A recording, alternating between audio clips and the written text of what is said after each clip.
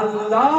উঁচু করে দেন, তার প্রশংসাকে কোন মানব জাতির দ্বারাই নিচু করা সম্ভব হবে জিনা মুসলমান কোন মানব জাতির দ্বারাই নবীর প্রশংসাকে নিচু করা, মিটিয়ে দেওয়া, নিস্তনাবুদ করা সম্ভব হবে না। আপনাকে আমি একটু বিস্তারিত বলতে চাই যে নবীর প্রশংসা আজকে কোথা থেকে মিটাবে। আপনি যদি আজানে দেখেন নবীর প্রশংসা, নামাজে যদি দেখেন নবীর প্রশংসা, ইকামতে যদি দেখেন নবীর প্রশংসা, আজকে হজে যদি দেখেন নবীর প্রশংসা, আজকে